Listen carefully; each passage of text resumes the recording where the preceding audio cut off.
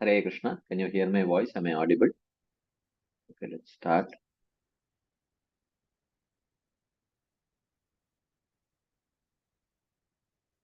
Namo Vishnupadaya Krishna Preshthaya Bhutale Srimate Bhakti Vedanta Swaminiti Namine. Namaste Saraswati Deve Gauravani Pracharine Nirvishesha Shunyavadi Paschatya Deshatarine. Jai Shri Krishna Chaitanya Prabhu Nityananda Shri Advaita Gadadhara Shivasadi Gaura Bhakta Vrinda. Hare Krishna Krishna Krishna Hare Hare. Hare Rama Rama Rama Hare Hare. Hare Krishna. So thank you all very much for joining today's session. We have been discussing from the ninth chapter of Bhagavad Gita. The chapter is titled as the most confidential knowledge, Rajaguhya Yoga. I'll do a quick recap of what we have seen in this chapter till now. And Krishna willing, we may complete this chapter today. So let's see. So Krishna in the first six chapters discussed about the confidential knowledge, which is Gunibhuta Bhakti, where Bhakti is secondary and Karma Jnana Yoga is primary. So in the second chapter, he discussed about the essential principles of Sankhya. In the third and fourth chapter, he discussed about Karma Yoga. In the fifth chapter, he discussed about Jnana Yoga. And in the sixth chapter, he discussed about Ashtanga Yoga. All these practices in which Bhakti is secondary, Gunibhuta Bhakti. So by Gunibhuta Bhakti, one can maximum obtain till Sayujya Mukti or impersonal liberation. Then in the seventh and eighth chapters, he predominantly spoke about Pradhani Bhuta Bhakti, where Bhakti is predominant, but still it has some contamination of Karma Jnana Yoga. So this is Karma Mishra Bhakti, Jnana Mishra Bhakti, and Yoga Mishra Bhakti. This he discussed in the seventh and eighth chapters, by which one can obtain till Shanta Rati or Salokya Mukti, but not Prema. So this was described in the seventh and eighth chapters. This is more confidential knowledge. Ninth and tenth chapters talk about the most confidential knowledge, which is pure devotional service. So this pure devotional service, Krishna says, I am going to tell you, Arjuna, because you are free from envy. And by knowing this, you will be freed from all kinds of suffering. And what is the nature of this most confidential knowledge of Shuddha Bhakti? Rajag Vidya, Rajaguhyam, Pavitram Midamuttamam, Pratyaksha Dharmyam Susukam Kartum Avyayam. So he talks about the nature of this bhakti, that how it is the highest of all types of bhakti, the most secret. It is the most purifying of all kinds, and it is personally one can experience the effects of this bhakti, bhakti pareshanubhavo virakti, in that way. And dharmyam, even though the practitioners of bhakti may not seem to be practicing everything exactly according to the dharma shastras, but nevertheless one should understand that it is dharma because they are performing their dharma according to the guidelines of the bhakti shastras. Susukam kartum, unlike the other transcendental processes which involve stopping the senses from engagement, bhakti yoga allows sensory engagement. Therefore it is very easy to execute, and it is avyayam, eternal. Even at the stage of perfection, bhakti yoga is practiced, but all the other practices are given up when one attains perfection. And then Ashraddadana Purusha Dharmasyasya Parantapa Aprapya Mam Nivartante Mrityu Samsara Vartmani. But if one does not have faith in this process of bhakti, then one can never attain liberation. One will remain in this path of birth and death. And this most confidential knowledge of bhakti starts with understanding and appreciating Krishna's Aishwarya, especially with respect to protecting, creating, maintaining, and protecting this material universe. His his Purushavatar Leela. So Krishna says, Maya tatamidam sarvam jagat avyakta murtina matstani sarva bhutani nachaham teshu avastitah nachamatstani bhutani pashyame yogamaishwaram bhutabrin nacha bhutasto mamatma bhutabhavanah. Krishna says that in my form of Paramatma, which is invisible to the material senses, I pervade through all the living entities. I am all entities are situated in me because I am the Paramatma supporting them, but I am not in them because I am detached. I am detached, but still, even though I maintain them and protect them, but still I am detached, and this is the inconceivable potency of mine. Pashyame Yogamaishwaram. And then he gives an example. यथाकाश स्थितो नित्यं वायुर सर्वत्र गो महान तथा सर्वाणि भूतानि मत्स्थानि इति उपधारय. Even though the ether is supporting the air, but still ether is not attached to the air and the air is not attached to ether. In the same way, even though I am protecting and maintaining the living entities, I am not attached to this material world. I am not attached to the living entities. And Krishna says, but still, even though I have given an example to illustrate this point, still one should understand ether and air are inanimate objects. By nature, they are detached. They have no attachment. Only animate, conscious living entities can have attachment. In unconscious matter cannot have attachment. So therefore, uh, uh, even though I have given the example of material, uh, ether to illustrate my detachment, but still it is Pashyame Yogam Aishwaram. It is the inconceivable potency of mind, because amongst conscious living entities, there is not a single living entity which can protect and maintain something or someone without any attachment. That's possible only with me. Then Krishna continues. He says, Sarva Bhutani Kaunteya Prakritim Yanti Mamikam Kalpakshaye Punastani Kalpadav Visrajamyaham. At the time of dissolution, all the things enter into my Prakriti at the time of destruction, and at the time of creation, I create everything. Prakritim Swam Avashtabhya Visrajami Punah Punah Bhutagrama Mivam Kritsnam Avasham Prakriter Vashat. So, through my Prakriti, I create everything again and again. All the living entities who are dependent and who are under the control of their material natures. Nachamam tani karmani nibadnanti dhananjaya udasinavadasinam asaktam teshu karmasu. O Arjuna, even though I am engaged in so many activities of creation, maintenance, and destruction, still I am not bound by any of these activities because I am detached, because of my indifference to these activities. Maya adhyakshena prakriti suyate sa characharam hetunanena kaunteya jagad viparivartate. Arjuna, it is only under my direction that prakriti gives rise to this universe made of moving and non-moving living entities. So only I am the ultimate cause of everything, because of which the universes appear again and again. But when I appear in a human-like form, people think I am just one amongst them. Avajananti mam muda manushim tanumashritam parambhava majananto mam bhuta maheshwaram. People do not understand that I am the source of everything, I am the cause of all causes, and that my body is imperishable. They don't see, they think that my body is also material. I am just at the most an extraordinary human being. That's what they think. They don't think that I am the Supreme Personality of Godhead. And if one does not accept me as a Supreme Lord, if one does not accept my form to be transcendental, then Mogasha, Moga Karmano, Moga Jnana Vichetasa, Rakshasim, Asurim Cheva, Prakritim, Mohinim Shrita. So if one does not accept my form to be transcendental, then, and if one does not, if one thinks that my form is material or illusory, then if he is a Karma Yogi, Jnana Yogi, Ashtanga Yogi, or Bhakti Yogi, with that understanding, when they even if they perfectly perform all the other limbs of their practice, still their practice will yield no result. They will not achieve the goal of their practice of karma jnana, ashtanga, or bhakti yoga.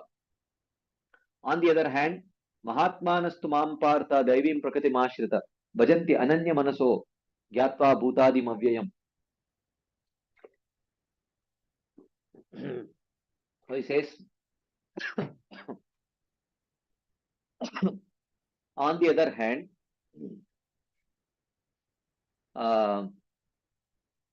those living entities who have been fortunate enough to come in touch with the devotees, and they have received sufficient sukriti, they have developed the daivim prakriti mashrita. They take shelter of the divine nature through which they worship me. Okay. And such people, bhajanti ananya manaso, they worship me with no other goal other than the desire to attain me. And in their worship, they don't mix it with karma, jnana, yoga, anything. Bhajanti ananya manaso Gyatva bhutadim avyayam. Very clearly understand, they very clearly understand that my human-like body is the cause of all causes, and not only that, that my body is spiritual and indestructible. Uh, on the other hand, what is the nature of this Ananya Manaso Bhajan? How does one worship the Lord with one pointed attention without mixing with anything? What is the nature of that bhajan? He says, Satatam kirtayanto mam yatantascha dridabhrataha namasyantascha mam bhaktya nitya yukta upasate. So, such practitioners worship me at all time with devotion, and the nature of that devotion is uh, kirtayantaha.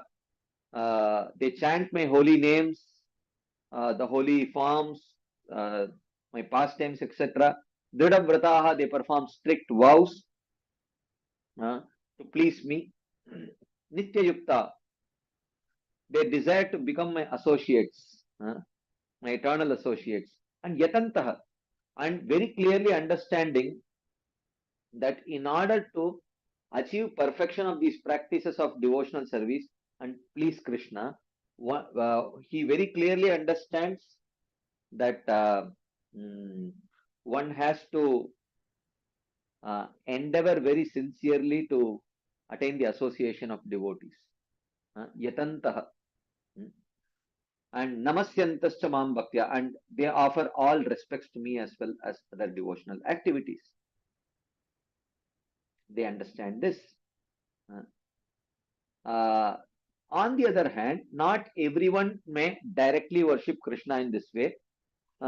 People may worship Krishna in very indirect ways, which give, at the most, Saijya Mukti.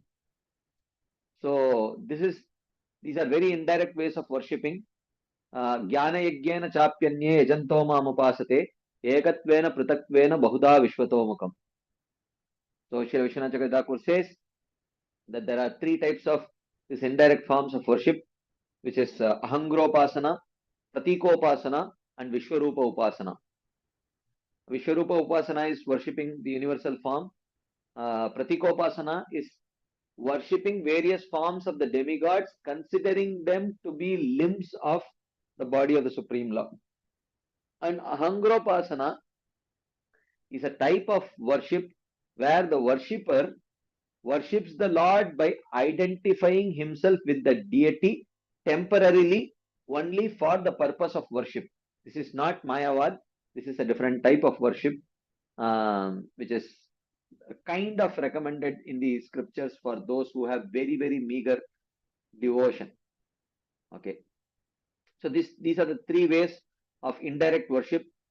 He elaborates in 4 verses. He elaborates on this Vishwarupa Upasana, how one can, do this Vishwarupa Upasana. Aham Katur, Aham Yajna, Swadaham, Aham Aushijam, Mantroham Aham Evajyam, Aham Agnir, Aham Hutam, Pitaham Masya Jagato Mata Data Pitamaha, Vedyam Pavitram Omkara Riksama Yajurevacha, Gatir Bhatta Prabhu Sakshi Nivasa Sharanam Surit, Prabhava Pralaya Sthanam, Nidanam Bijam Avyayam, Tapamyaham Aham Varsham Nigrinami Utsrajamicha, Amritam Chaiva Mrityuscha Sadasat Chaham Arjuna. So, Arjuna, such a Vishwarup worshipper, whatever he sees in this material world, he understands that that is my vibhuti. He considers that as a limb of Krishna. So, like that, and then, so these are all indirect forms of worship. Okay, direct form of worship is there. Then indirect forms, 3 types of indirect worship: Ahangropasana, Pratikopasana, and Vishwarupa Upasana. And then, but there is also material karma of worshipping the demigods. Okay, that result is, at least this direct worship gives prema. Indirect worship may give, the impersonal liberation, which is also eternal. But worshipping the demigods through material karma kanda gives only temporary results. त्रैविद्यामां सोमपा पूतपापा यज्ञैरिष्ट्वा स्वर्गतिं प्रार्थयन्ते ते पुण्यमासाद्य सुरेन्द्रलोकम् अश्नन्ति दिव्यान् दिविदेव भोगान् ते तं भुक्त्वा स्वर्गलोकं विशालं क्षीणे पुण्ये मर्त्यलोकं विशन्ति एवं त्रयीधर्म मनुप्रपन्ना गतागतं काम कामा लभन्ते. In these two verses, Krishna says that how one who worships the demigods by performing these karmakanda activities, performing all these activities by which one can get punya with a desire to go to Swarga, they perform these activities. And on the strength of that punya, they go to Swarga and enjoy there. And once that punya gets over, then they come back to the Matya Loka to again perform karma. So, in this way, they take repeated birth and death after going to Swarga. But their enjoyment in this world and the next world is taken care of by activities of punya. So then Krishna says, but what about my devotees? My devotees, just for the purpose of pleasing me, they give up all kinds of pious activities, dharmic activities, and they perform only those activities which please me. So who will take care? Which means their actions will not generate any piety. So if they don't get any piety, then how will they attain enjoyment? How will they attain those? How will they? Because they need some punya to protect what they have and accumulate what they desire but they don't have. So Krishna says, Ananyas chintayanto mam yejana paryupasate tesham nityabhiyuktanam yogakshemam vahamyaham. O Arjuna, for those who have taken up to the practice of Ananya Bhakti, Anya Bilashita Shunyam Jnana Karma Dhyanavritam, Anukulyena Krishna Anushilanam Bhakti Ruttama.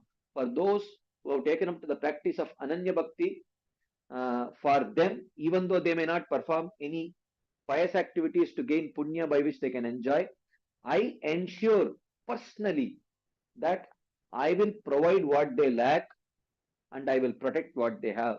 It is my personal promise and it is my desire. It is my great pleasure to personally take care of the personal needs of my devotees. Krishna says that yoga kshemam vahamyaham. Okay. But on the other hand, yepi anya devata bhakta yajante shraddhayanvitaha tepi mameva kaunte yajante avidipurvakam. On the other hand, giving up my worship, those who worship the demigods, one should understand that they also are worshipping me only, but in an improper way. It is avidipurvakam. It is not the right way.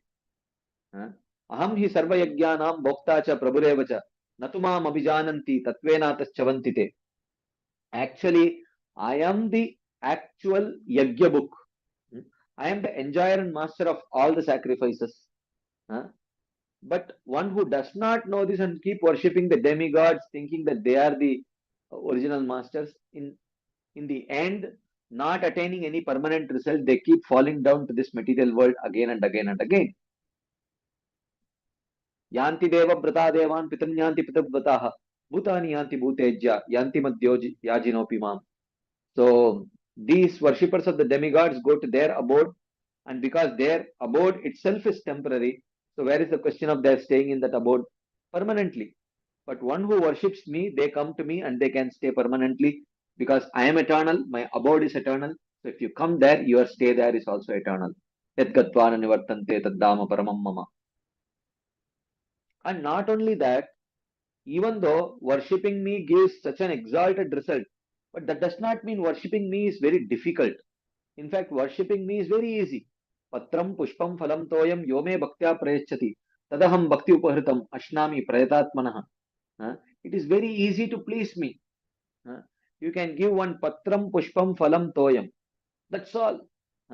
But if you offer it with devotion, through the process of pure devotional service,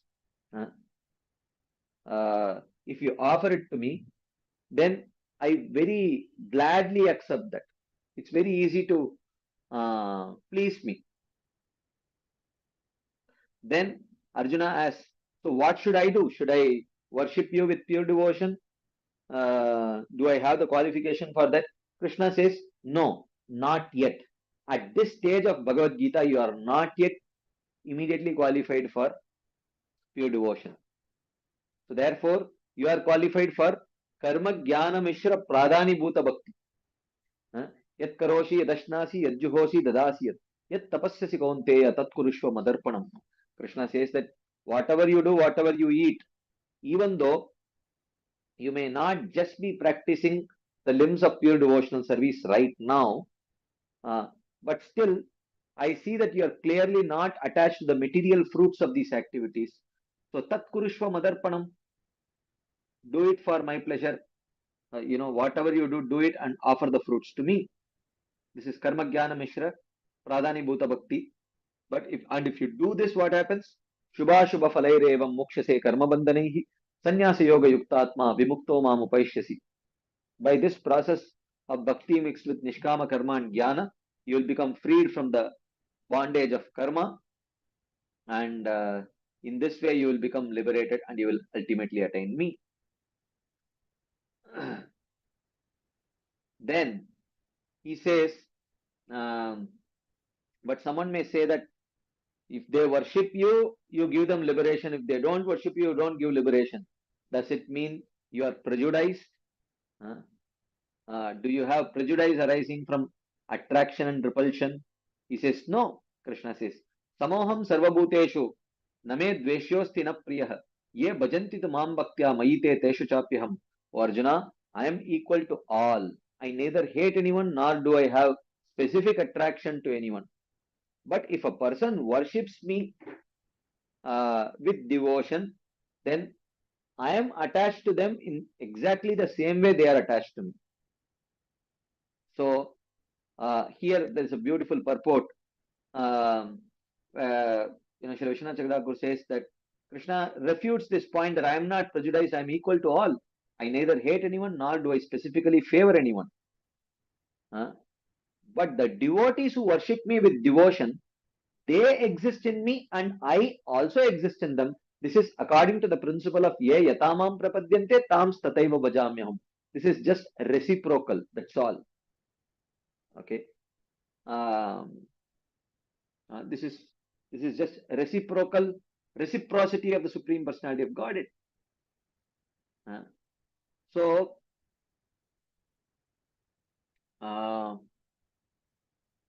therefore he says that as those who worship me with devotion are attached to me, so I am also attached to them.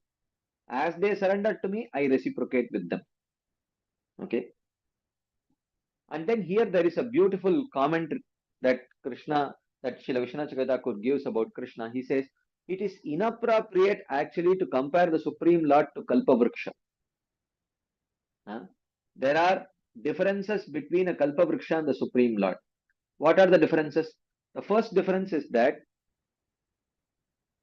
so he says a Kalpavriksha, if someone takes shelter of the Kalpavriksha does not become attached to that person. But if someone becomes attached to Krishna, Krishna becomes attached to that person. Okay, so therefore in that way Krishna is superior to a Kalpavriksha. And not only that, a Kalpavriksha, if someone comes and asks something, Kalpavriksha gives it. But if someone is an enemy, if someone becomes an enemy to those who take shelter of the Kalpavriksha, it's not that the Kalpavriksha punishes them. Unless the person comes and asks, please protect me, then the Kalpavriksha protects. But the Kalpavriksha is never proactive. So it will just respond to what you ask. But for the Supreme Lord, he takes personally. If someone tries to harm his devotees, he takes that personally and he punishes them. Okay. So therefore, it is inappropriate to compare the Supreme Lord to a Kalpavriksha. Is much more than a Kalpavriksha. And this is one explanation. Other people say, Ye bhajanti tu. The word tu indicates clearly the Supreme Lord actually deviating from the generic principle of being equal. So, samoham sarva bhuteshu name dvesho sthina priyaha. Ye bhajanti tu, which means this principle of equality is broken by Krishna if someone becomes a devotee. So, yes, that is partiality, but they say, but this partiality is not a fault, but it is an ornament. Okay. They explain it like, see, it is natural. There may be a person who is very, very generous. Whoever comes, he will give lot in charity. But their own sons and grandsons or daughters and granddaughters, he will give his whole life. So someone should not say, Are, what happened to your generosity? You are giving more to your own children and grandchildren than others. No one will criticize a charitable person in this way because it is natural. Because it is natural that even the most charitable person will be lot more charitably disposed towards his own children, and no one can criticize. Actually, it is an ornament.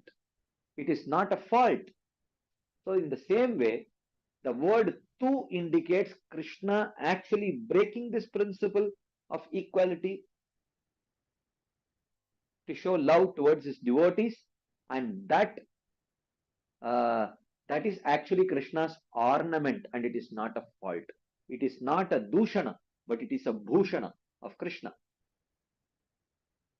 And not only that, ye bhajanti tu mam bhaktya mayite teshu chapyaham. To what extent Krishna can go for this? Apichet su duracharo bhajate mam ananya bhak sadureva samantavya samyak vyavasito hi saha. Even if that devotee may be struggling with the grossest of conditionings, su duracharo. Sri Vishwanath Chakravarti Thakur says, he may be addicted to violence, addicted to thievery, addicted to adultery, but still, bhajate mam ananya bhag. If he worships me with no other desire than the desire to please me, then I consider that person to be my devotee. So I see his faith. I don't see his conditioning. But then someone may say, but are you going to eat the food that this person whose heart is completely contaminated with lust, anger, greed, are you going to eat the food that he offers to you? Krishna says that Shipram bhavati dharmatma shashvat shantim nigacchati kaunteya pratijanehi name bhakta pranashyati. You don't worry about it. I will ensure that he very quickly becomes righteous.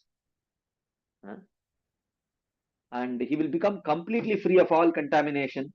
O Arjuna, you go and loudly proclaim that my devotees shall never perish. Okay, that is what Krishna tells here. And it is mentioned that Shashvat Shantim Nigacchati. Shipram Bhavati Dharmatma. The present tense is used to indicate the quickness with which the purification happens after one takes up to the practice of pure devotional service. And the present tense is also used to indicate that even when one has the inclination to perform, even while he is having the inclination to perform sin, still the heart is pure. Purity exists in a subtle form. And even though after, so he gives the example of after taking the medicine, even though the destructive effects of fever may still be there for a while, but still it is not taken very seriously because very quickly the medicine is going to act. So the medicine of bhakti will definitely act on the person, and gradually but slowly but surely, the conditioning in the form of anarthas will leave that person. Like that. So this means that even during the stage of having tendency to commit sin, he has a pure heart. Okay. So like that. So he says, Arjuna, if I tell that my devotee shall never perish, they will not take it very seriously. Because they know that I can give up my promise. But they also know that I will not let the promise of my devotees go wrong. I will do everything to protect the words of my devotees. Everyone knows this. So you go and proclaim that my devotees shall never perish. And people will trust this. Okay. So,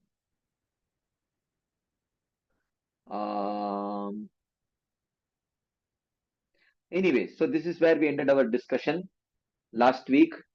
We still have 32, 33, 34, 3 verses left in this chapter. Krishna willing, we will try to complete this chapter today. But before we start discussing further, if there are any quick discussion points, comments, questions, anything anyone would like to share as add, we will take it right now. So if you have any questions, you can either raise your hands or type your questions in the chat box, whatever you feel comfortable. Yes, Shamlal Prabhu. Hare Krishna. Yes, Prabhuji. Dandat Prabhuji, can you hear me? Yes, Prabhu, I can hear you. Yeah. So, Prabhuji, this principle of Mai Te Teshu Chapi Aham, this principle is for only pure devotees, or it is for Pradhanibhuta Bhakta also, like those who, Yat Karoshi Yadashnashi, Yat Johoshi Dashi, that is Pradhanibhut, no, that is, Yeah, it is not yet at the level of pure devotion, but yeah, they are devotees to the Lord. So, yeah. this Mai Te Teshu Chapi Aham principle is applicable for only pure devotees, or it is applicable for mixed, like that also. Mixed devotees, because they also take shelter of karma, jnana, yoga, etc. Krishna just empowers those processes to give them some protection, but he will not personally take responsibility of them.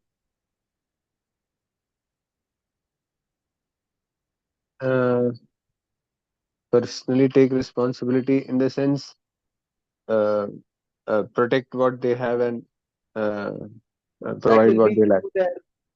through That their is only for pure devotees. yeah, that is only for pure practitioners. If they take partial shelter of bhakti and partial shelter of karma, jnana, yoga, then he will say, okay, you do your karma still better, still better. And to the extent you do it nicely, your karma will protect you. Okay. But if they come in touch with pure devotees, and somehow if they get convinced and take up to practice of pure devotion, then Krishna takes full shelter of them. Okay. So basically, it's only after you take shelter of a pure devotee that these principles will apply. Yes. Okay. Okay. Thank you so much, Prabhu. Hariba. Okay. Ramacharya Prabhu. Prabhu, I post that Hare Krishna. I posted that in the chat also. So for Yat Korosi verse, you use the word Kar Misra Gyan Pradhan Bhuta Bhakti. And this Kar Misra Gyan, that sounds like Guni Bhuta Bhakti. That sounds No, no, like, no, no, no, no. Karma Jnana Mishra Pradhani oh, Bhuta Bhakti. okay, Karm Gyan Misra Pradhan Bhuta Bhakti. Okay, that was the term. Okay. Yeah, then it Pradhan Bhuta Bhakti. Thank you, Prabhu. That's the thing I was trying to understand. Okay. Anything else anyone would like to share as add before we move forward?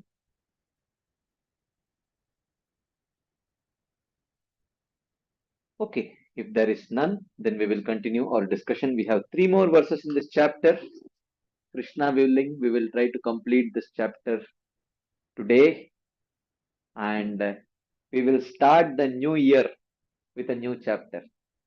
So 2023, Krishna willing, will end with the 9th chapter, and 2024, hopefully the second half we will start.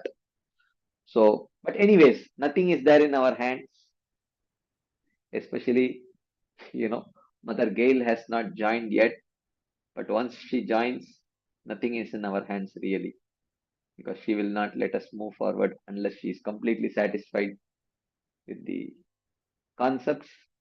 But anyways, let's see. Krishna continues further. So he has been discussing this topic of ye bhajanti tu mam bhaktya mayite teshu chapyaham. But if one worships me, then I consider him to be very dear, and I show my affection to that person. To the extent that apichet suduracharo bhajate mam ananyabhat sadureva samantavya samyak vyavasito hi saha. But then, and then in that same mode, Krishna says, Mam hi partha vyapashritya. He says, Mam hi partha vyapashritya episyu papayonayah triyo vaishyas tata shudras tepi yanti param gatim.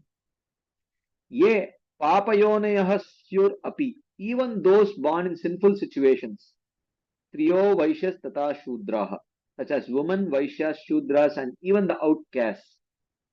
Mam hi vyapashritya, if they surrender unto me, te api yanti param gatim, even they attain me, the supreme goal. So he says that taking shelter of me does not depend on any material consideration. So you don't need to be materially very qualified to take shelter of me. That's what Krishna says. Mam hi partha vyapashritya episyu papayonayah striyo vaishyas tata shudras tepi yanti param gatim.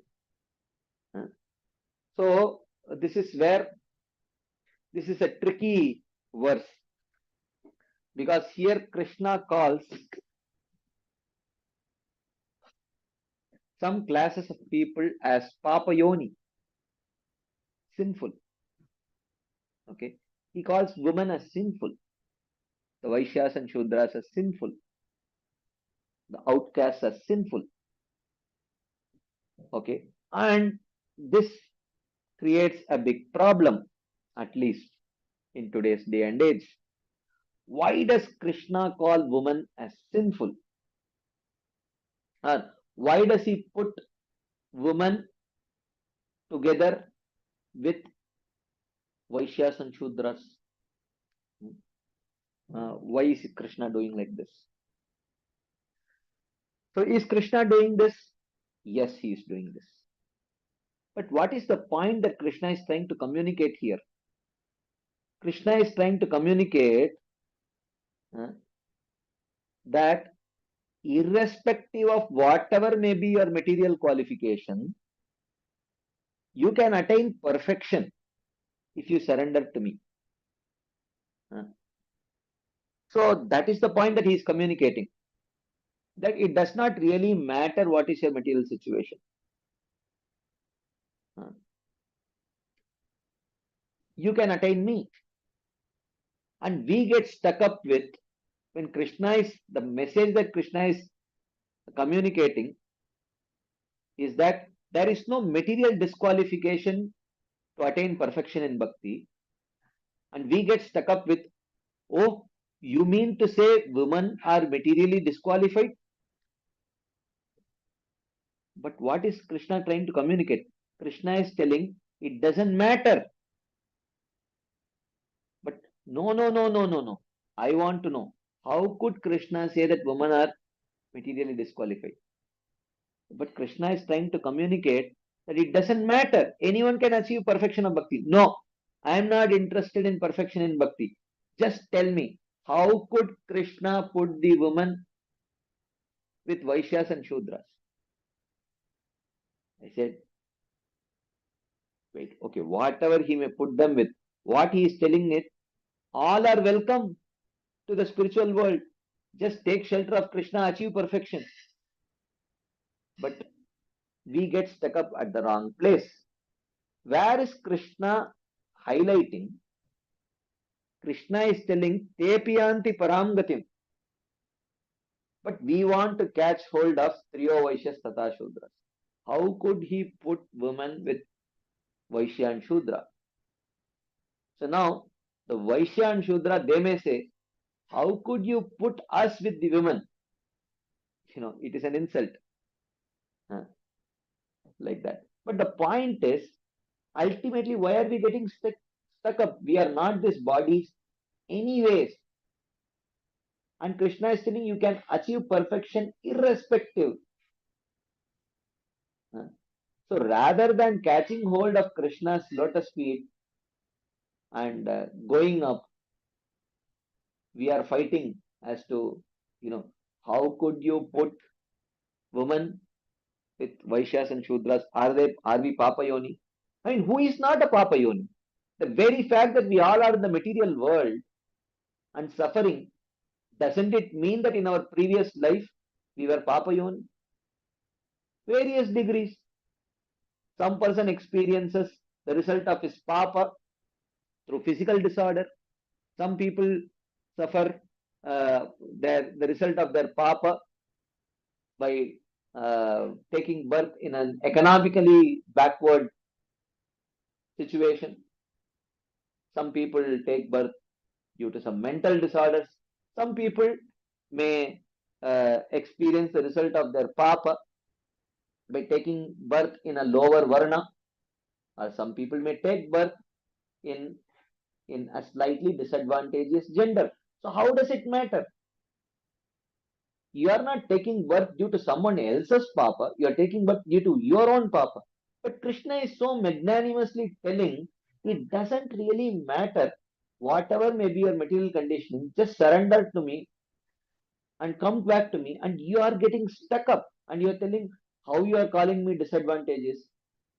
Then how else to call you? If it is disadvantageous, it is disadvantageous. But it is disadvantageous due to your own karma. You are not suffering due to someone else's karma.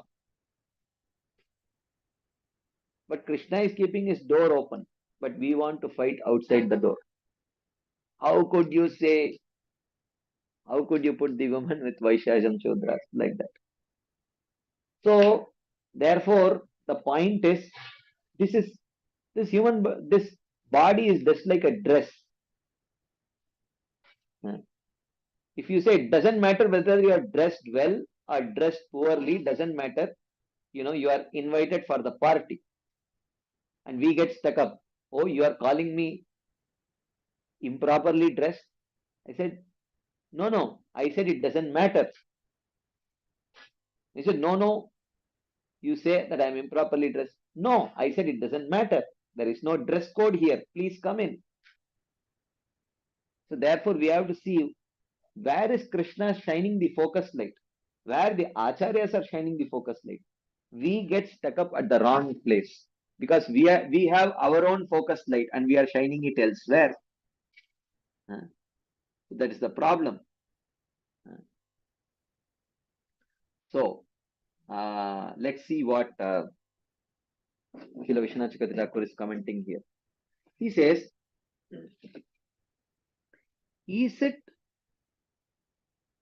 is it so remarkable that my bhakti does not consider the accidental faults arising by actions of my misbehaving devotee?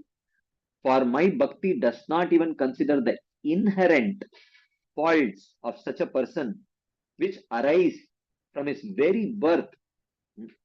Even though he may perform some durachar due to some acquired bad qualities, what is so great if bhakti does not consider that? He says, no.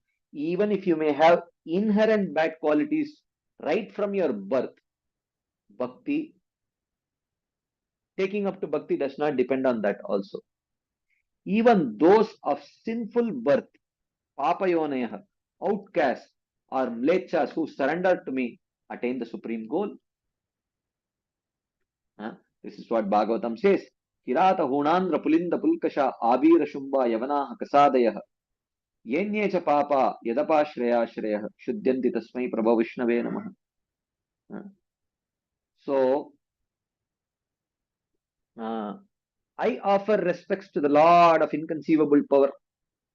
The Kirata, Huna, Andhra, Pulinda, Pulkasha, Abira, Shumba, Yavanaha, Kasadaya, all of them, Yenyecha Papa, or any other kind of sinful people, Yad Apashraya Ashraya, if they take shelter of the devotees who have taken shelter of the Supreme Lord, Shuddhyanti Tasmai, they become purified of all their prarabdha karmas. That is what the verse says. Aho Batashwapachato Gariyan, Yajjihwagre, Vartate Nama Tubhyam, Te Pustapaste, Juhur Shashnurarya, Brahmanuchur, Nama Grinanti Ete. How astonishing the outcast on the tip of whose tongue your name appears becomes the Guru. So, like that, it is mentioned. What then to speak of women, Vaishyas, and others who are impure or subject to bad qualities such as lying? So, yes. So, therefore, the point is we have to see what is being communicated rather than getting stuck up with how could you do this? It's okay. It is just a dress. Why bother so much? What Krishna is telling. Come to the party. There is no dress code. It doesn't really matter whether you are decently dressed or if your dressing sense is not so palatable. It doesn't matter. You are welcome. That's what Krishna is telling. Okay. That's why we should not just get stuck up at the wrong place. When the door is open, we are just fighting outside the door. Any quick discussion points, comments, questions, anything anyone would like to share as add on this theme? Okay, there is something in the chat box. Let's take that first. Krishna, okay. Can this verse be related with Apichetasi papebhyah sarvebhyah papakrittamah sarvam jnana plavenaiva brijinam santarishyasi? This is a very similar verse. Yes.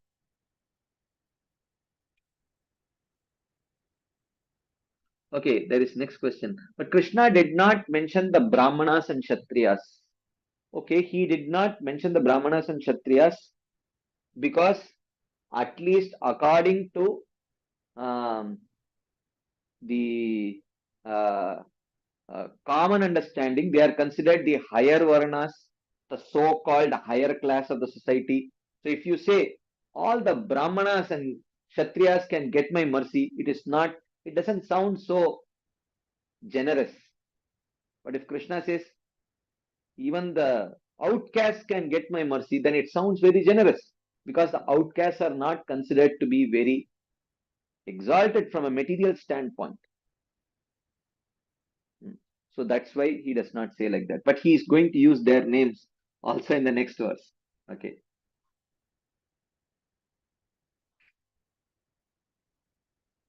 Yeah. Yes.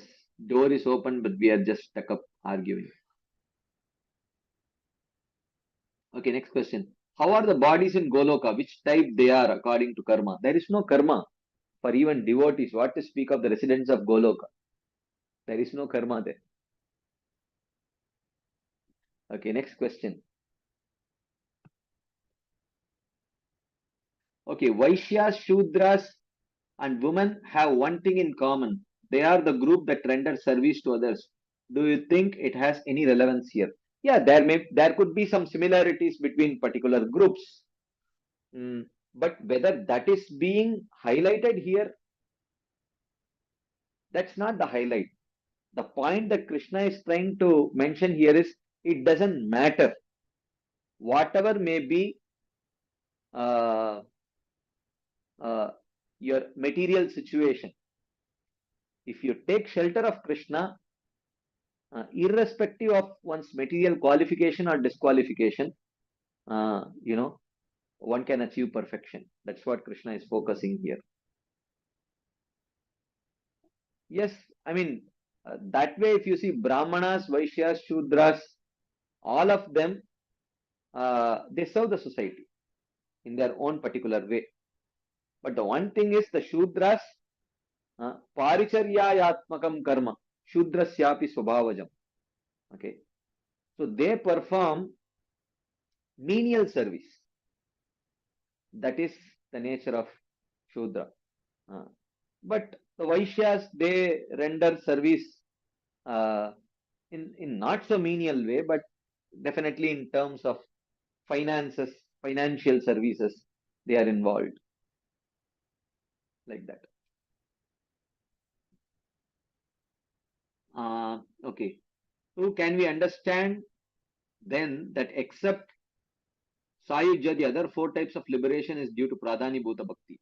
Yes, except Sayujya Mukti, the other four types of liberation is due to Pradhani Bhuta Bhakti or Shuddha Bhakti. Yes, that is true. But it's also like focusing specifically on those three categories. It is not focusing specifically on those three categories. I think Krishna is focusing on Tepiyanti Paramgatim. That is the focus of Krishna. The focus is not Striyo Vaishyas Tata Shudras. The focus is actually Tepiyanti Paramgatim. Okay. That is Krishna's focus. Because that is Krishna's promise. So by practicing bhakti, one can progress. So there is no focus. The focus is not on Striyo Vaishyas Tata Shudras. The focus is actually Tepiyanti Paramgati. Okay. So that is very important. So, okay. Shivakumar Prabhu. Hare Krishna, Prabhu. Dandavad, Prabhu. Prabhu, just one information I'm sharing, Prabhu, before I kind of related to the question that I have. When I was discussing with one of my friends from a different religion, Prabhu, I was just talking about this aspect of rebirth, where there is no belief of rebirth in his religion. And I asked him, at the end of the life, if one has to go to heaven or hell based on just one life without second chance, how is that logical? I asked him, Prabhu. Then for that, he shared an interesting point that although it is one life, the Lord would consider what is the situation of his life. If it is not at all conducive, even a small effort will please the Lord. Whereas somebody who is born in a more conducive environment for devotion, for spiritual life, he has to put in a lot more effort than the one who is born in a non-conducive environment. So I was just thinking, Prabhu, would that also apply for our case, where somebody who is born in a non-conducive environment versus one who is born in a conducive environment, that the small effort will also please the Lord? Is there any thing that substantiates, Prabhu, relevant to this? Yeah. Matlab, can you give an example? Somebody who is coming from a Brahminical background, Prabhu, versus somebody who is not at all coming from an Sattvic environment. And they both trying, say, joining ISKCON itself and trying out all our sadhana practices. So the efforts that are expended by the one who is born in an conducive environment where everything is supportive for him, versus for one where everything is stacked odd against him. All odds are stacked against him. So would the Lord be pleased with the less efforts or kind of the efforts itself? Let me put the same question in a slightly different way. Okay.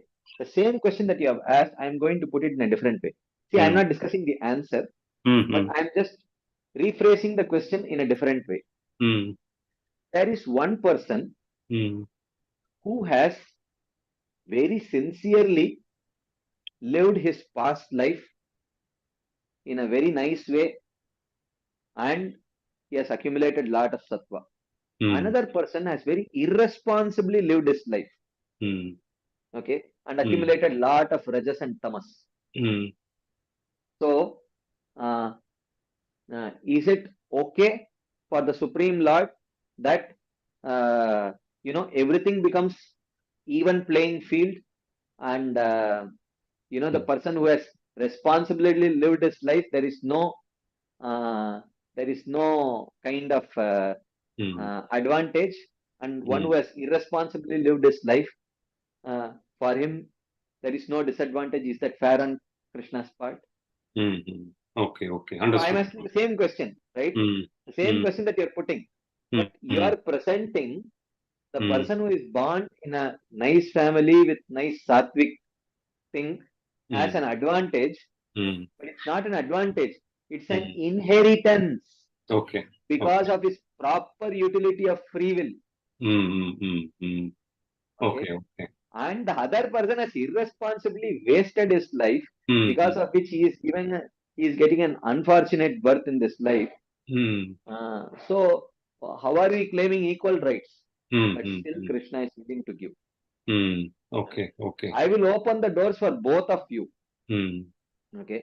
mm, So, but just that the one who has little more anarthas, mm, with little extra effort, you can also achieve perfection.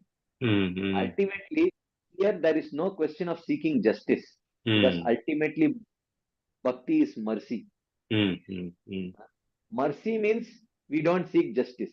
If we seek justice, there is no mercy. Okay. Okay. So therefore, because Krishna can flip it and ask the same question. You say that, oh, he is very sattvic, advantageous. I am not so sattvic. And Krishna will ask, why is he so sattvic? Why you are not so? Because look, this was your previous life. This is how you wasted your life. And this is how he very sincerely utilized his life. That is why he is sattvic now, and you are this thing. So if you look very short, in a short-sighted way, it looks like this. But if you extend the reel and go to some flashback, then you get the whole picture. But still Krishna is telling, look, I will open the door for both of you to take up the bhakti. Okay. And depending on if someone has little more anarthas, they will have to do little extra hard work. Those who have little less anarthas, at least for anartha nivritti. For artha pravritti, both of them have to do the same work. Okay. To develop attachment to Krishna, both has to do the same work. So, and on top of that, the person who is very, very rajoguni and tamoguni, he may fortunately get amazing association and progress much faster than the sattvic person. He may not be so fortunate to get that good association. That is also possible. Ultimately, it is mercy. Okay. We cannot ask questions here. Okay. Beautiful answer, Prabhu. I love to listen a couple of times and take notes out of it. Thank you so much. Hare Krishna. Okay, there are some more questions. Okay, next question. Is it that these three groups are not allowed to perform the other forms of yoga? Yeah. I mean, Karma Yoga they can perform, but Jnana, Ashtanga Yoga are, it's not available for them in that particular life, but subsequently they can progress, and anyways, none of these yogas are capable of giving result in one lifetime. So it takes aneka janma samsiddhas. It is Krishna says in Bhagavad Gita. So it takes a few lifetimes. So therefore, even though in this, so rather than seeing it as these three categories of people, we can just say that these souls will take a few lifetimes to attain perfection. If they are not taking the path of pure devotional service, irrespective of whichever gender they may be in.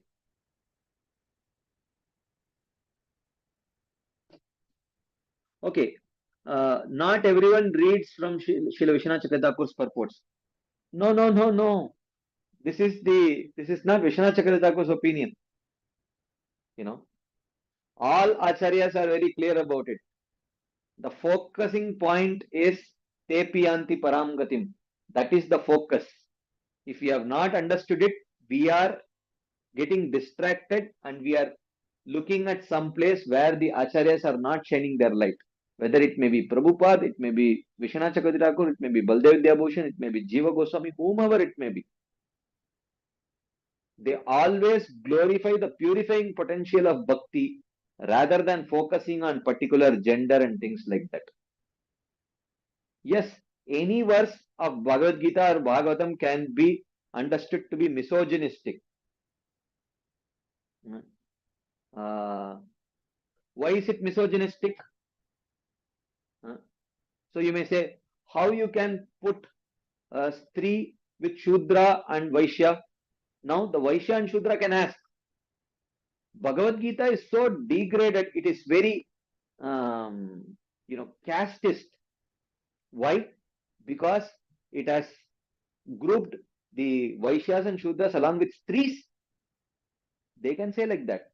So it depends, but both are missing out on the point.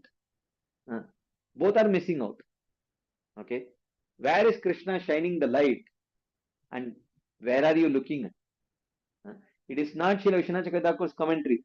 Every Acharya, because you brought out this point, let us go to Srila Prabhupada's purport and see what Srila Prabhupada writes here.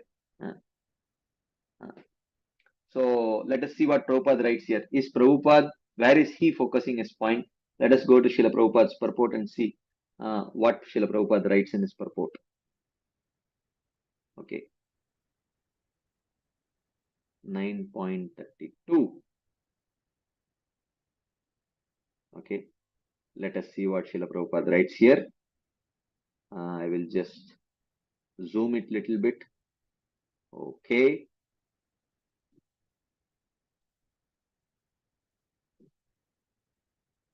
Okay. Srila Prabhupada writes here. It is clearly declared here by the Supreme Lord that in devotional service, there is no distinction between the lower and higher classes of people. You see, that is the essence. Prabhupada brings this in the very first line. See how Prabhupada's purport is starting. It is clearly declared here by the Supreme Lord that in devotional service, there is no distinction between the lower and higher classes of people. Prabhupada says that is the first point that he makes. In the material conception of life, there are such divisions. But for a person engaged in transcendental devotional service to the Lord, there are not. Everyone is eligible for the supreme destination. Where is misogynistic presentation here? In the Srimad Bhagavatam, it is stated that even the lowest, who are called Chandalas, can be purified by association with a pure devotee. Now you may say, oh, Chandalas, you're calling them impure. Then what are you expecting me to call? Very pure? But what is the point here? Even they can be purified. Right? That is the point. Therefore, devotional service and the guidance of a pure devotee are so strong that there is no discrimination between the lower and higher class of men. Anyone can take to it. So Prabhupada is very consistent. Practically in every line he is mentioning the same thing. The most simple man taking shelter of the pure devotee can be purified by proper guidance. So Prabhupada is focusing on purification by proper guidance. He is not focusing on, making distinctions. Rather, he starts the purport by telling, it is clearly declared here by the Supreme Lord that in devotional service, there is no distinction between the lower and higher classes of people. So, the most simple man taking shelter of the pure devotee can be purified by proper guidance. According to the different modes of material nature, men are classified in the mode of goodness as Brahmanas, the mode of passion as Kshatriyas, the mixed modes of passion and ignorance as Vaishyas, and the mode of ignorance as Shudras.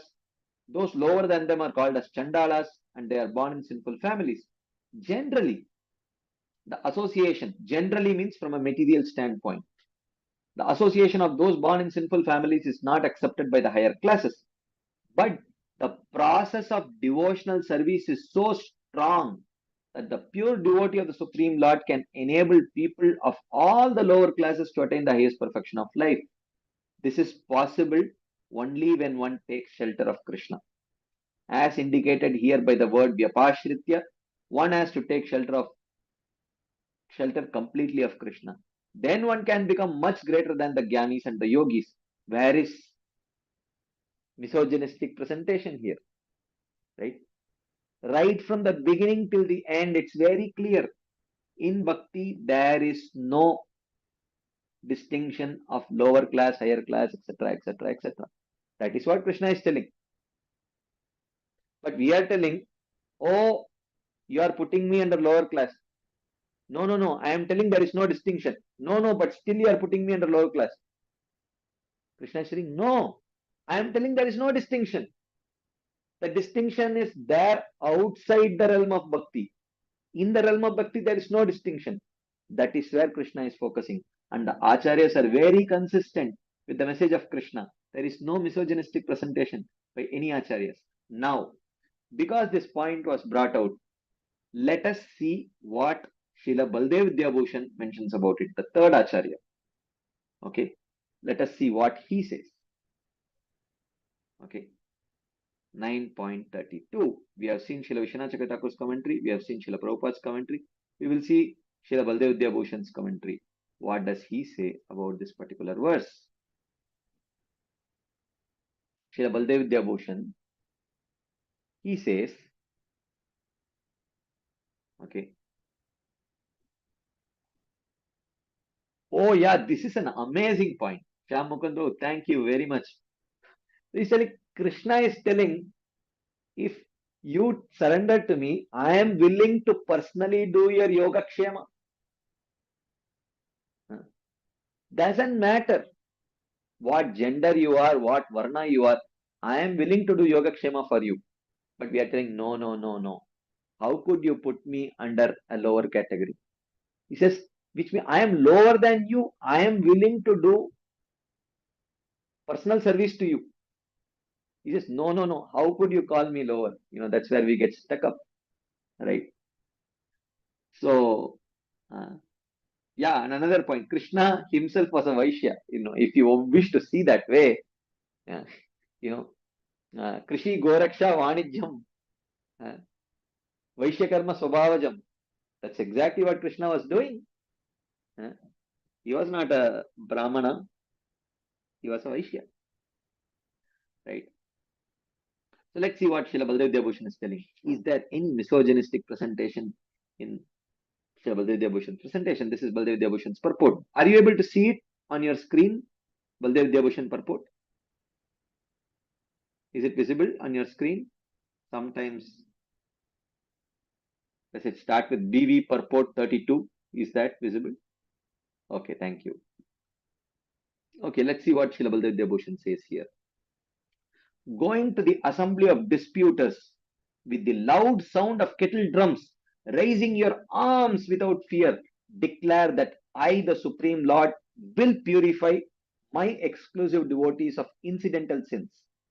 So someone may say, what is so remarkable about purifying those devotees who commit accidental or occasional sin? Krishna says, even those who are the most sinful, and they may not be my devotees, but by devotee association, they become completely freed of ignorance and become specially liberated. That is explained in this verse. Even those of very sinful birth, outcasts, who have a natural inclination to sin, taking shelter of me, the Lord of all, the son of Vasudev, by association with my devotees, attain the supreme state. They attain me, which is rare even for the yogis. He says, even you will be given a destination which is not possible even for the yogis. That is what Krishna is telling here.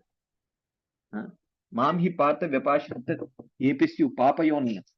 Triyo Vaishyas Tata Shudras Tepiyanti Paramgatim. That Paramgatim is not available even to the Gyanis and Yogis, but I give it to you. That is what Krishna is telling. Right? Here. Okay. And he quotes this Kirata Huna on the same verse. In mentioning women, Shudras and Vaishyas, the Lord indicates that the Lord indicates that all those who are impure or have disagreeable qualities, by taking to devotional service, will attain the Lord. That is the focus here. That is the focus. There is no. So therefore, ultimately, every verse is to be understood. As Vaishnavas, we are supposed to understand everything according to the explanations of the Acharyas. If we don't take the explanation of the Acharyas, every single verse can be misunderstood and misexplained. So, that is the point. Okay. Okay. Bhaktivinoda Thakur's purport. Okay. Tarini Radha Mataji is joining the bandwagon here. Okay. So she's presenting Bhaktivinoda Thakur's commentary. Bhaktivinoda Thakur says, O Partha, outcast, mlechas and fallen women such as prostitutes, as well as men of lower caste like Vaishyas and Shudras, when they take shelter of pure bhakti with excellence, quickly attain the supreme goal. Okay. Like that. So, yes, if someone wants to see it as misogynistic without seeing where the acharyas are shining their light, one can see it. So, but the point that Krishna is trying to communicate, as Saranada Mataji is mentioning here, for those who take shelter of my path of bhakti, there is no obstacle related to birth. That is the point.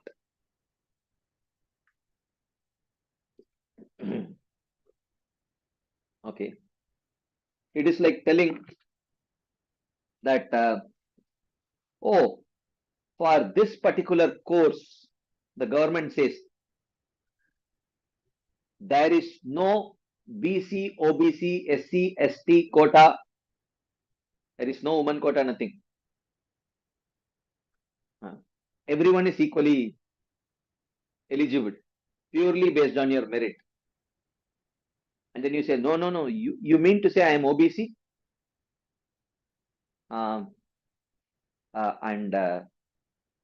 You say, no, no, I am not bothered about whether you are BC or OBC.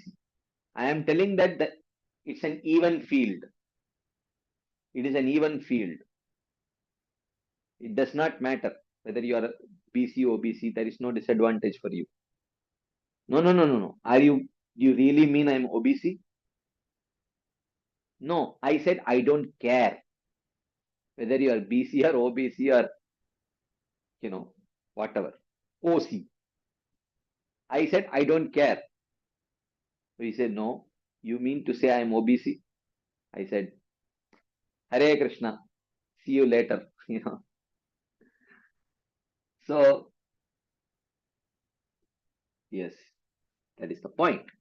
Anyways, any other quick discussion points, comments, questions? Anything anyone would like to share, ask, add? There is a comment here or question. Let's see. It's a misconception of the materialist that there is disparity based on caste, greed, gender, creed, gender, etc. But actually, it's the materialists who do such discrimination. See, there is categorization. We cannot say categories do not exist. Okay. But when it comes to achieving perfection by taking shelter of Krishna, those categories don't matter. That is the point. Those categories don't matter. That is the point. Okay.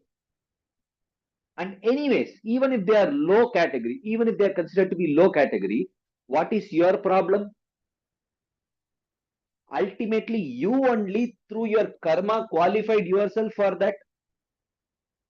If someone says prisoners are low category people, you say, hey, how you are calling prisoners as low category people? Why? Did you do some very honorable job to become a prisoner? You committed someone's murder and came inside the prison. So you get something, a particular varna or gender, whatever it may be, you only earned it. Na? It is not that it has been unfairly thrust upon you. So what is your problem? Okay. And why are you getting stuck up here?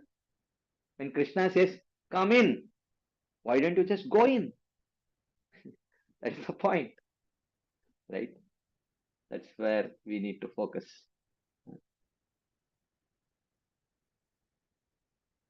Like whether it is low or up, even if it is low, but you only earned it according to your karma. What is the problem then? If it is low, if it is actually low, let us say a particular gender is actually low. Didn't you earn it? If a particular varna is actually low, didn't you earn it? So ultimately, if you say, no, it should not be considered to be low. Why? From a particular perspective, it is considered low. What is the problem?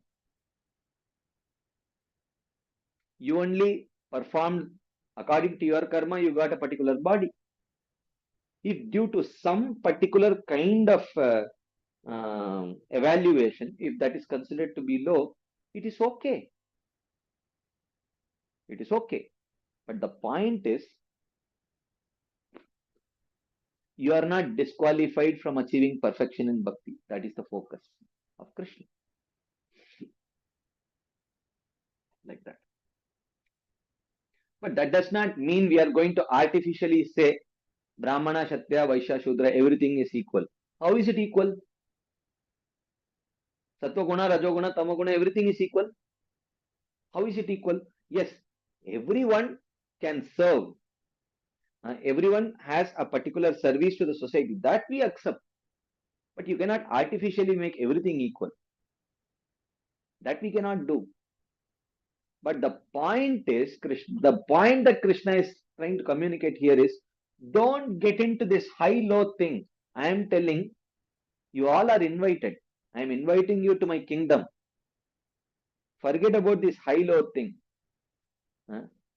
Ultimately, for devotees, Gopi Bhartur Padakamalayur Dasa Dasanudas. That is the only upadhi that we are expected to be attached to.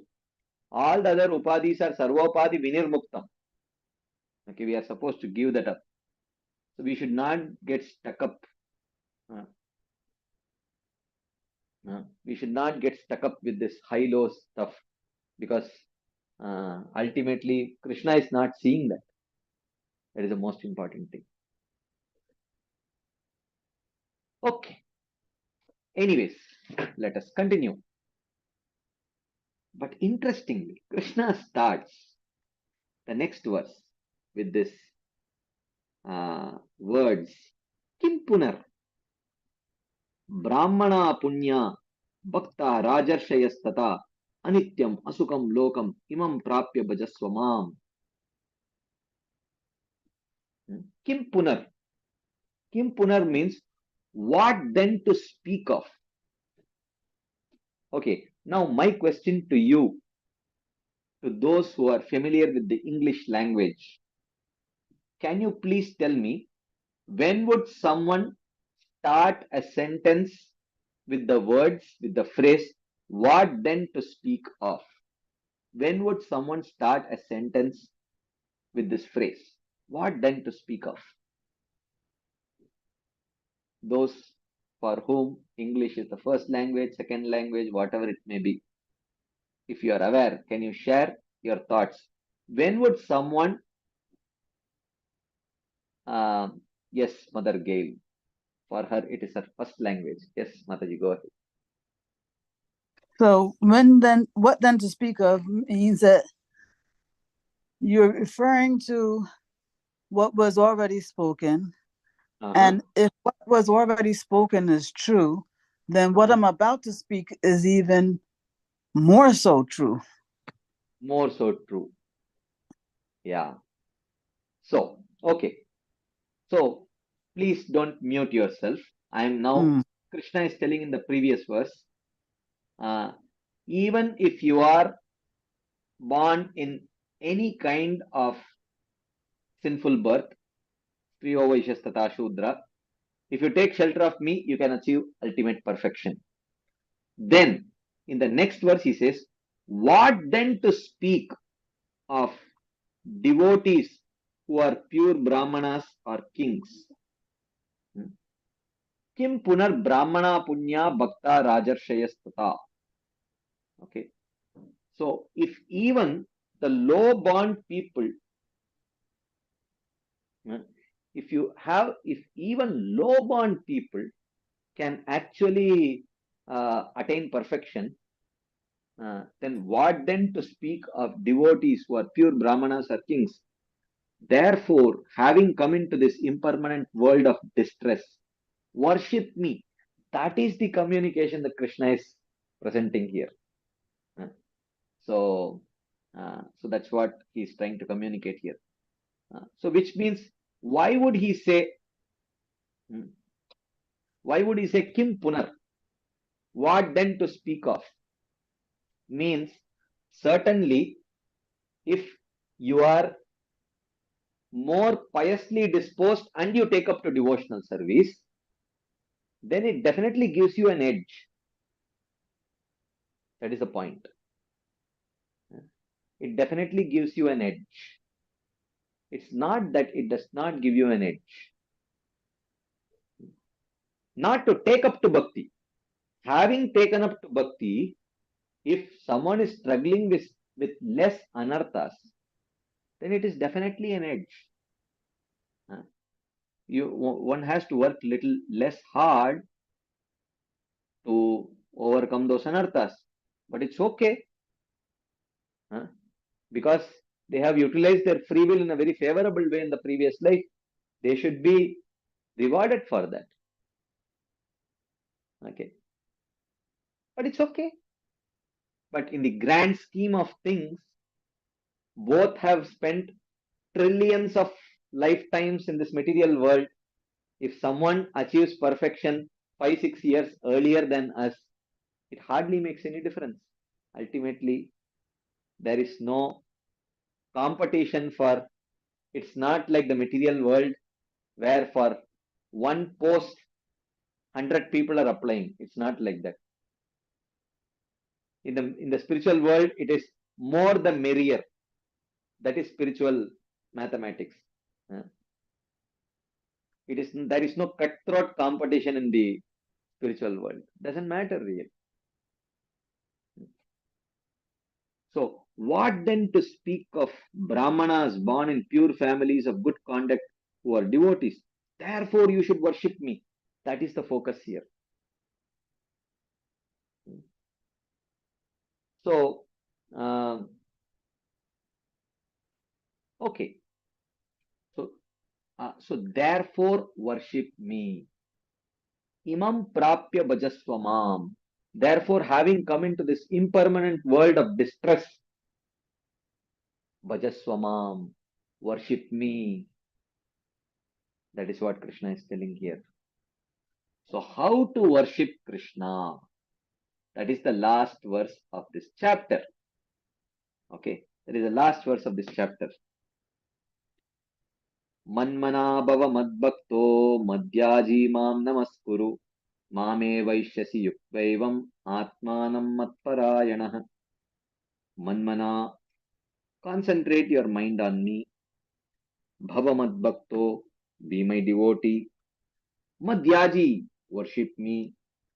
Mam namaskuru, offer respects to me.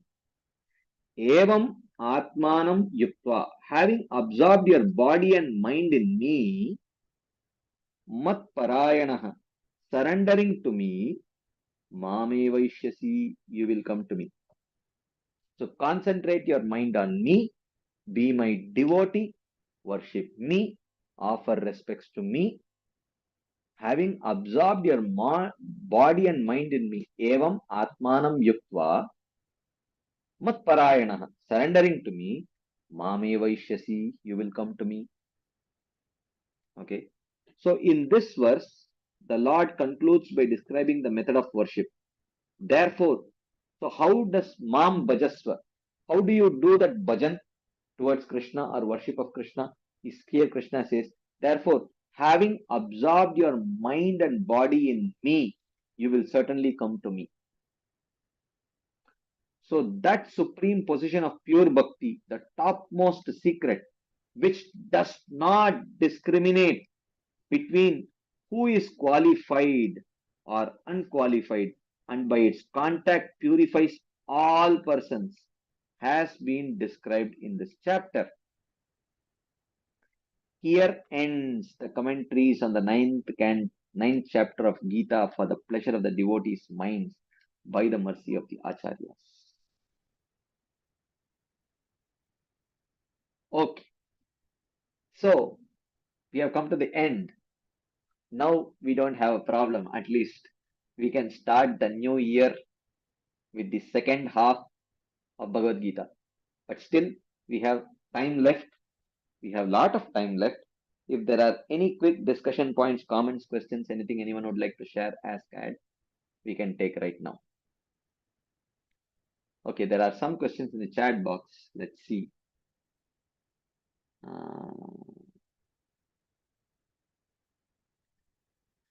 How to understand prarabdha karma with respect to devotees when they face accidental deaths? Is that like mercy of the Lord by placing them in better situations to do bhakti? Kindly explain. If devotees undergo accidental death, could that be due to their prarabdha karma? No. When someone takes up to bhakti, there is no prarabdha karma for them. Everything in their life is orchestrated by Krishna, even if they may undergo accidents or accidental death. It is between them and Krishna. Krishna has a perfect plan for them. Okay. When he feels that their current position may not be the most favorable for them for progressing, if he feels to give them a more favorable situation, he may orchestrate it through an accident also. And how through those last few moments of the accident, how the person sincerely takes shelter and by that shelter makes a giant leap of progress, that only Krishna knows. But it cannot be due to prarabdha karma. It is not at all true. Yes, for a sadhaka also, for a beginning sadhaka also, there is no prarabdha karma. The very beginning sadhaka also, there is no prarabdha karma.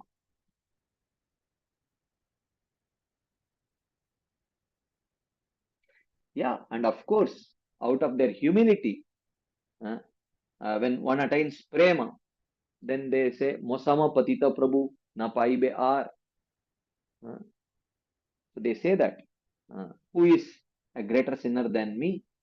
That is their natural manashunyata. Okay, there is akala mrityu. What is akala mrityu? Well, my understanding is like some kind of an accidental death. They call it as akala mrityu. I think that's what they call it as. Akala mrityu, some kind of accidental death, like maybe due to a bite of a serpent or some accident or something like that. Okay, there is next question. A karmi considers the body and material life as real. A jnani rejects that it is unreal. Not the jnani, but the mayavadi. The mayavadi rejects it as unreal. These two states seem black and white in their own sense. Now, bhakti accepts body conditionally for service. For service, it is real. Otherwise, it is illusion. No. Either ways, it is real only. But our identification with the body is illusion. I guess that's what you mean.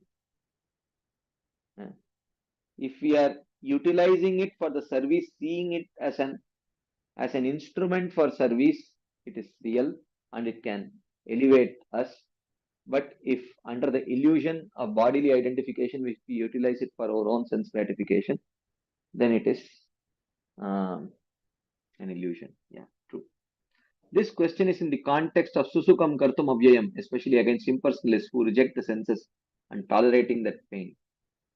Yeah, it's a double-edged sword, but Krishna, it's not that Krishna is waiting with a sword. You make a mistake, I will chop your throat. It's not like that. Krishna understands that even if a sincere devotee slips sometime, it's not that I am waiting with the other edge of the sword to chop his throat like that. And neither it's going to be very easy for a Jnana Yogi for not engaging his senses in the sense objects. For him, actually, there is, if he slips, then there is a sword, like that.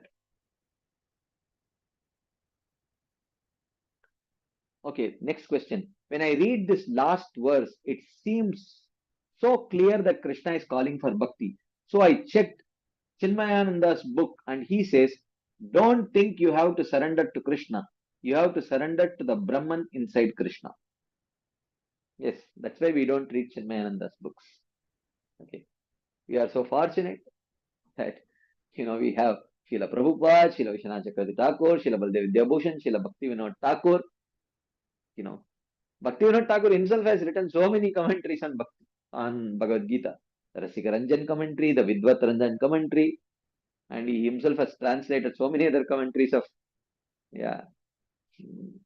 Bhagavad Gita. Okay, anything else before we wind up?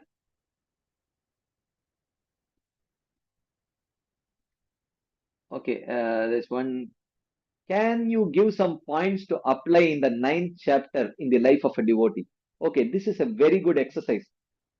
Let us all do it. We have covered 9th chapter over the last few months actually. Okay, and we still have close to about half an hour left.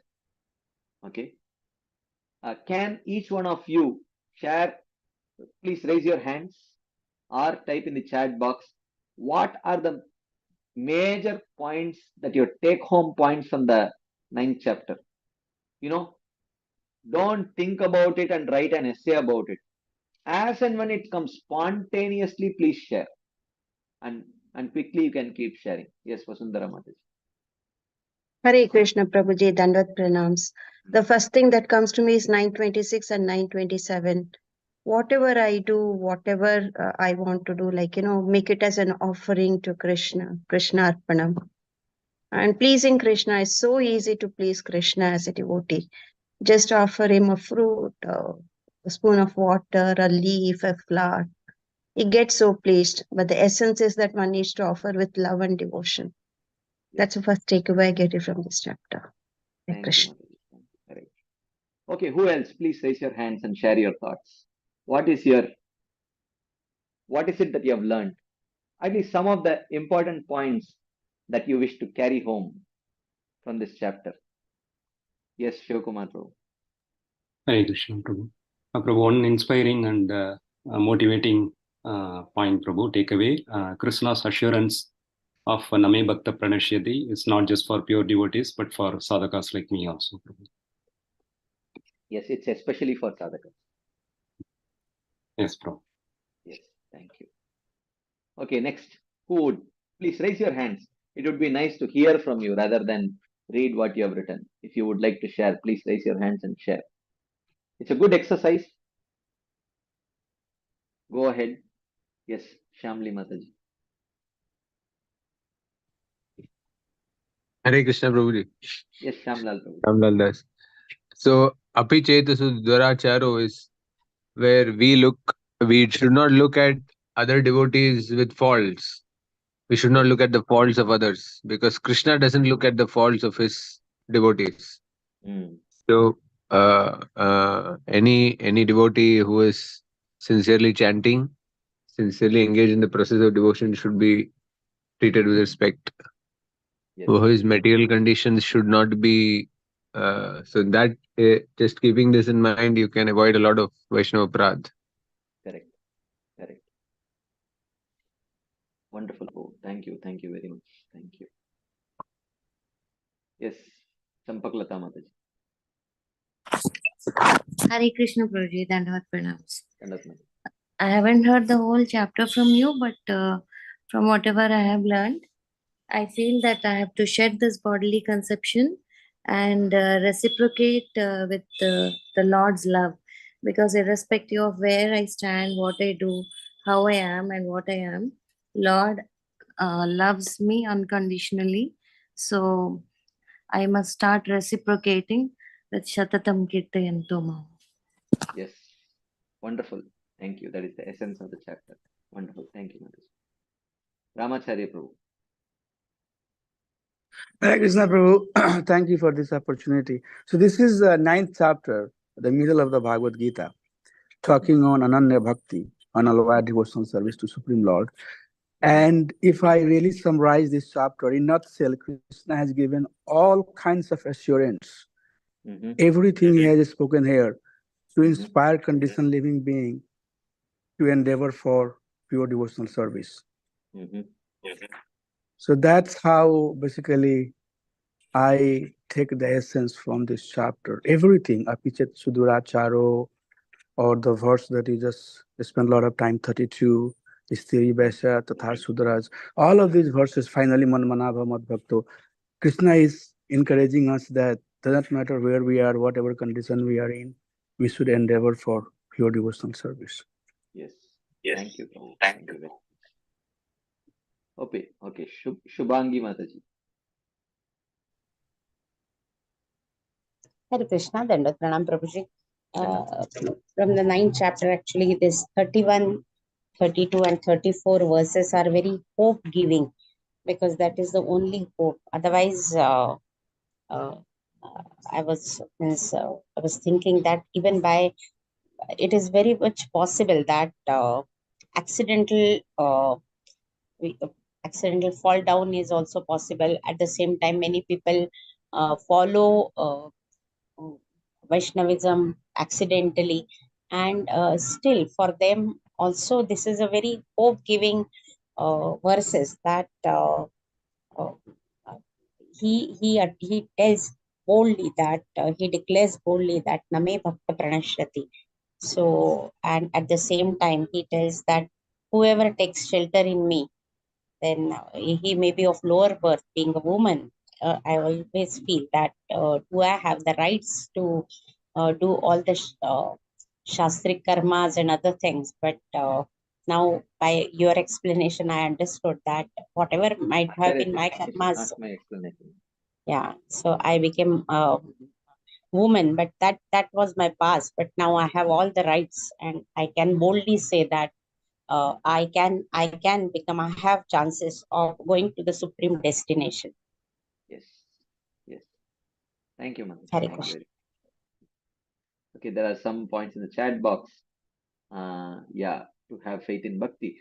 Krishna is Bhavagrahi Janardana. Krishna reciprocates by carrying what his devotee lacks and preserving what we have. Yes, that is true. Very nice. For me, Suchitra Sarvapriya Mataji says, for me, Manmana Bhava Mad Bhakto Madhyaji Mam Namaskuru is the essence and instruction for all. Yeah, that is the essence of this chapter. Okay, who else would like to share? Mother Gail. You can't just keep asking questions. You have to answer questions also. Please answer. Yeah, well, actually, I do very much appreciate this, how you explained 933, I believe, when it says what to speak of these, the brahmanas, right? The clarification that you gave that it doesn't mean that brahmanas are are more accepted by Krishna than those of lower births. It means that they have maybe fewer obstacles or something, but it's not that they are in a favored position by Krishna. Yeah, and I think that's such an important point, that everybody is equal opportunity, Yes. Perfection is equal opportunity for everyone, but that doesn't mean that the road might that doesn't mean that the road isn't less fraught with obstacles for some than for others. But everybody has opportunity to go on the road, you know. Yes. Yeah. Yeah. That's Yeah. And also one other thing I appreciate too is I mean, it's a simple point, but which verse is it where Krishna basically is saying that he is attached to those who are attached to them. Yeah. You know? 929. Yeah, I am in them and they are in me. Yes. Yeah. So like this. You know, and you know, one last thing is in 932, it's so nice also to understand why we should not get distracted by these categories that Krishna makes, you know, Yes. about whether Shudra, you know, if you fit into one of those categories, why that should not be a discouragement for you. Yeah. Yeah. Because for one thing, that's not his point, you know, Yeah. and for another thing, you know, if you are seeing yourself as those categories, then I mean, wouldn't we say that, you know, that person is on the Bali platform anyway? You know, if you do see yourself as a woman rather than in a woman's body, then that's a problem. Yeah. Or if you do see yourself as Shudra or as having a Shudra body, then that's a problem. That, you know, the problem is not that Krishna is discriminating against you. The problem is that you're identifying with your body. That's also one of the things that's revealed, isn't it? True. Correct. Yeah. So, Yes. so thank you, Prabhu. Thank you so much. Thank you. Okay. Some more points in chat box. Let's take. He pervades everywhere, even in an atom. Though we are insignificant, he just takes patram pushpam phalam toyam. With love, Krishna is satisfied. Yes. Tadaham bhakti upahritam ashnami prayatatmana. Yes, that's a very nice point. Okay, next question. Next reflection. 30 and 31, that is Apichet Suduracharo and Shipram Bhavati Dharmatma, where Krishna gives assurance to the most abominable to attain him. Yeah, that's very inspiring. Okay, thank you very much.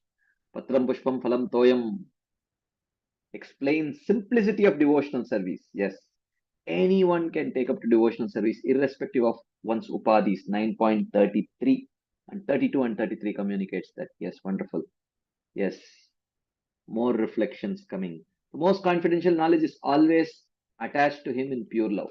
Attachment to Krishna in pure love is the most confidential knowledge of Bhagavad Gita. Pure devotional service. Yes, that is true. Okay, next reflection. Okay, this is a general reflection, not just from this chapter. It is a huge responsibility to practice bhakti, while I myself struggle to stay on, since bhakti can only be given to others by devotees. Oh, yes. This is a very nice reflection, actually. Yeah. Because now that we have become devotees, you know, it is only through the agency of devotees that others will receive that seed of devotion. So it's a great responsibility. It's a great responsibility.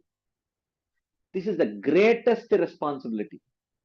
We make a mistake here, we might turn a living entity away from Krishna. Great responsibility. It's a very nice point, actually. Yes, this is indeed a very hope-giving chapter. Yes, true. Okay, anything else?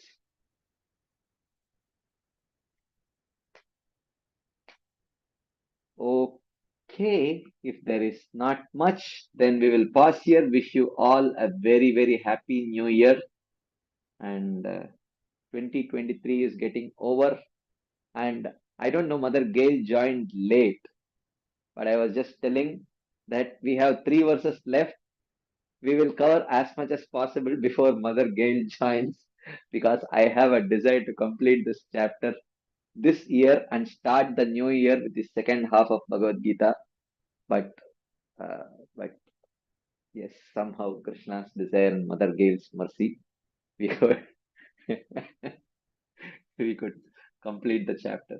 So wish you all a very, very happy new year and happy Krishna conscious new year.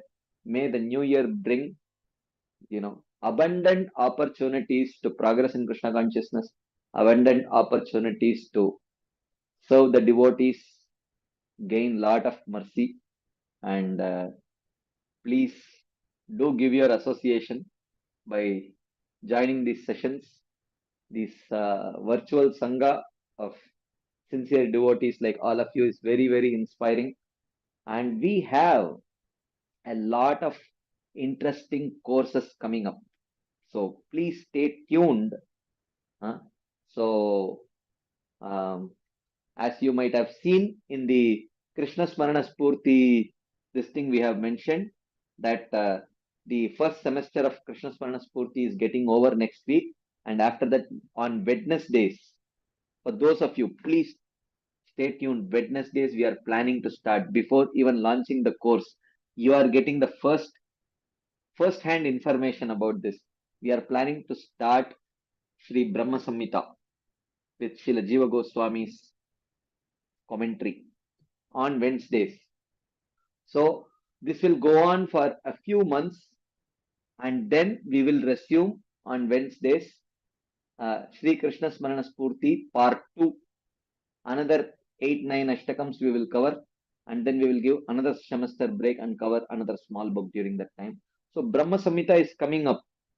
So even if you have not been attending the Wednesday sessions, because maybe you thought memorization is not my cup of tea, I am interested in just, in understanding the philosophy. No problem. Coming up on Wednesdays, Sri Brahma Samhita with Srila Jiva Goswami's commentary. Stay tuned. Very soon, we are going to launch this course. In a day or two, we will launch it officially, and you can join the group, and it's going to start very soon. Thank you very much. Srila Prabhupada ki jai, Srila Vishwanath Chakravarti Thakur Pad ki jai, Srimad Bhagavad Gita ki jai. Hare Krishna. Thank you very much.